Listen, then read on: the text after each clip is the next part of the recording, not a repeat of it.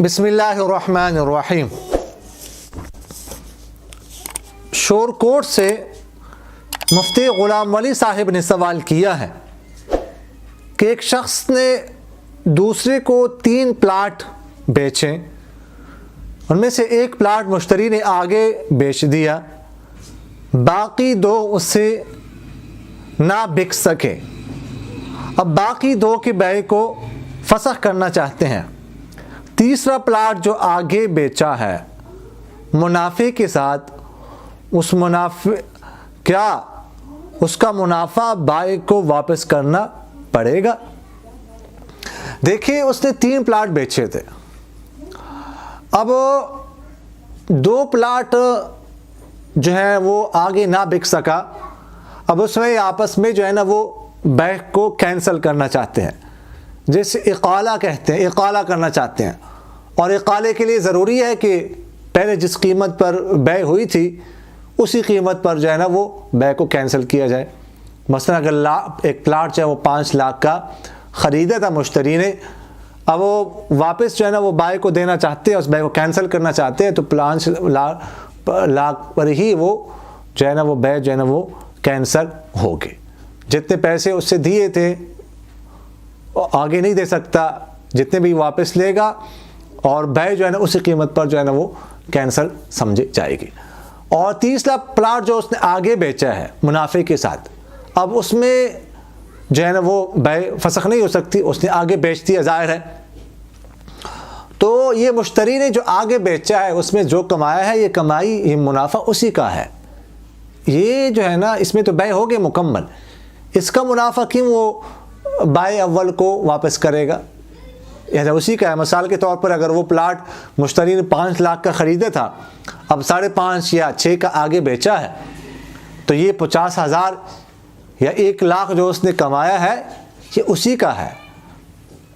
بائع اول سے 5 لاکھ کا خریدا تھا، اس کو 5 لاکھ دے گا، 5 لاکھ پر بیع ہوئی تھی، مزید جو اس نے منافع کمایا ہے یہ اسی کا ہے، اس میں جو ہے نا وہ بائع اول کسی قسم کا شریک نہیں ہے، ٹھیک ہے، اس میں بیع ان کے تام ہو گئی ہے، لہٰذا یہ بیع واپس اب کینسل نہیں ہو سکتی، اور پہلے 2 کی بیع جو ہے نا وہ کینسل ہو گئی اسی قیمت پر جسی قیمت پر پہلے جو ہے نا وہ جو ہے نا اس نے پلاٹ خریدی تھے۔ سرائے عالمگیر سے مولانا عبدالسمیع صاحب نے سوال کیا ہے کہ ایک شخص کی 1 بیوی اور 5 بیٹیاں اور 1 بھائی ہیں، وہ چاہتا ہے کہ زندگی میں ساری جائیداد بیٹیوں کو دے دوں تاکہ باقی کو بھائی کو میری وراثت میں حصہ نہ ملے، اگر وہ ایسا کرتا ہے تو کیا گنہگار ہوگا؟ فقہاء نے یہ مسئلہ لکھا ہے کہ بعض ورثاء کو اپنی زندگی میں سارا دیکھ کر بعض کو محروم کر دینا یہ جائز نہیں ہے، یہ گناہ ہے۔ اب یہاں پر جو ہے نا وہ بیٹیوں کو دینا چاہتا ہے، بھائی کو بالکل محروم کرنا چاہتا ہے، تو ایسا کرنا نہیں، ایسا اس کو نہیں کرنا چاہیے۔ اگر ایسا کرے گا وہ گنہگار ہوگا۔ البتہ یہ ہے کہ اگر وہ چاہتا ہے کہ میری بیٹیوں کو کچھ زیادہ حصہ مل جائے تو کچھ نہ کچھ ان کو گفٹ کر دے، زندگی میں ان کو دے دے، ہبہ کر دے، لیکن سارا بیٹیوں کو نہیں دینا چاہیے، باقی کچھ جو ہے نا وہ اپنی ملکیت میں رکھے، وہ جب اس کا انتقال ہو جائے گا تو جس کا جو حصہ بنے گا شرعاً اس کو مل جائے گا، جس کے مقدر میں جو کچھ ہوگا۔ ہو سکتا ہے بھائی جو ہے نا اس سے پہلے وہ مر جائے، بھائی کو کچھ نہ ملے، یہ بھی ممکن ہے، تو اس لیے وہ کیوں ایسا کرتا ہے کہ بیٹیوں کو سب کچھ دے دے اور اپنے آپ کو گنہگار کر دے، گناہ میں مبتلا کر دے؟ ایسا کرنا جو ہے نا یہ نہیں چاہیے اور اس سے باز رہنا چاہیے۔ ایک صاحب نے سوال کیا ہے کہ نماز جمعہ کی نیت کے بارے میں وضاحت کر دیں، کیسے ہونی چاہیے؟ پہلی بات تو یہ ہے نیت کے بارے میں کہ نیت دل کے ارادے کا نام ہے، نیت کے لیے زبان سے الفاظ ادا کرنا یہ ضروری نہیں ہے۔